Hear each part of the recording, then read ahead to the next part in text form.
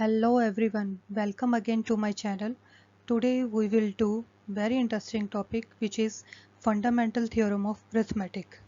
Let's start the video. Now definition of theorem is every composite numbers can be expressed as a product of primes. Composite numbers के हम express कर सकते हैं product of primes भी prime numbers की product के रूप में हम कंपोजिट नंबर्स को शो कर सकते हैं और ये फैक्टराइजेशन यूनिक होगा apart from the order in which the prime factors होकर उनके ऑर्डर को छोड़ दिया जाए तो फैक्टराइजेशन यूनिक होगा। अब इसका मीनिंग क्या है, चलिए वो देखते हैं। सबसे पहले तो हमें पता होना चाहिए कि what are the composite numbers. Okay, composite numbers वो होते हैं जिनके फैक्टर्स वन और इटसेल्फ के अलावा और भी हों फैक्टर्स। मतलब क्या हुआ इसका, जैसे कि 4 लेते हैं हम, 4 के फैक्टर्स करते हैं हम जब 2 इंटू 2 किया, ठीक है, तो इस कंपोजिट नंबर के हिसाब से इसका जो फैक्टर्स हैं 1 तो होना चाहिए, वो इसका फैक्टर है, और इटसेल्फ का मीनिंग 4 भी इसका फैक्टर है। उसके इन दो के अलावा कम से कम एक और फैक्टर, ज़्यादा हो सकते हैं, कम से कम एक फैक्टर होना चाहिए। तो इसमें कौन सा फैक्टर आ रहा है, 2। तो ये एक कंपोजिट नंबर है, 4 is a composite number. Clear? तो ये तो हमने कंपोजिट नंबर की डेफिनेशन पढ़ी है, ठीक है। अब हम इस थ्योरम पे आते हैं कि ये क्या है। चलिए इस थ्योरम को हम एक एग्जांपल से समझते हैं। एग्जांपल लेते हैं हम, जैसे कि 28 ले लिया हमने, ठीक है। अब इस 28 के हम पहले कर लेते हैं फैक्टर्स।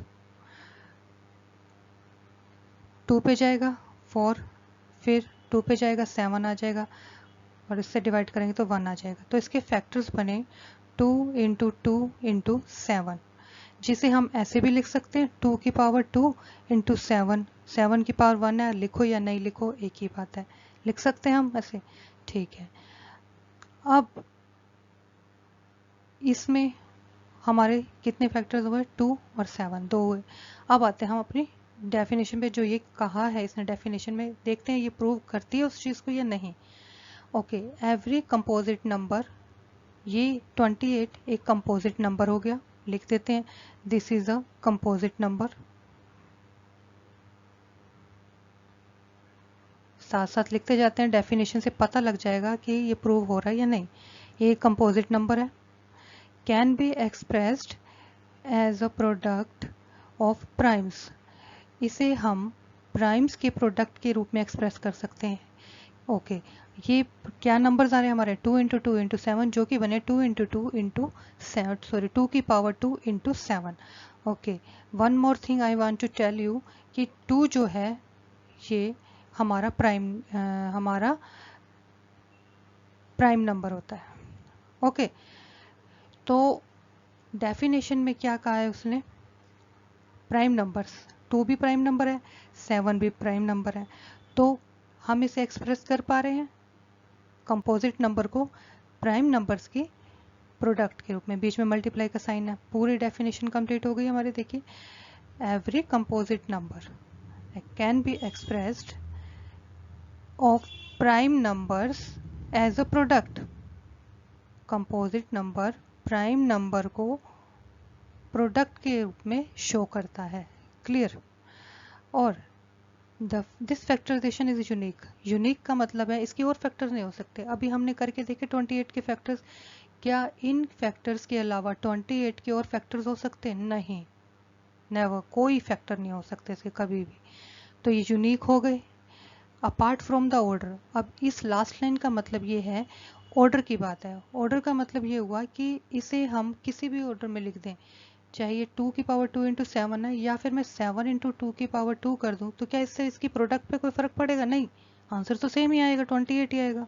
तो ये कहा है कि अगर ऑर्डर को छोड़ दिया जाए, हम इसे 7 को पहले लिखें या 7 को बाद में लिखें, तो वो यूनिकनेस नहीं है, इसको हम किसी भी ऑर्डर में लिख सकते हैं, बस उसको छोड़ दिया जाए तो इसके फैक्टर्स ऑलवेज यूनिक होंगे। क्लियर? चलिए एक एग्जांपल और ले लेते हैं ताकि हमें और ज़्यादा क्लियर हो जाए। एक ले लेते हैं हम, जैसे मान लीजिए 35 ले लेते हैं। 35 के फैक्टर्स तो आपको पता है, यहाँ करने की नीड नहीं है, फिर भी कर लेते हैं। 5 और 7 बनेंगे। ठीक, तो अगर यहाँ 5 इंटू 7 लिखा जाए तो बोथ आर प्राइम नंबर्स, पहला हमारा प्रूव हो गया। ठीक है, पहला हमारा हो गया ये दोनों प्राइम नंबर्स हैं। सेकंड क्या होना चाहिए, एज अ प्रोडक्ट, प्रोडक्ट भी हो रही है ये हमारी।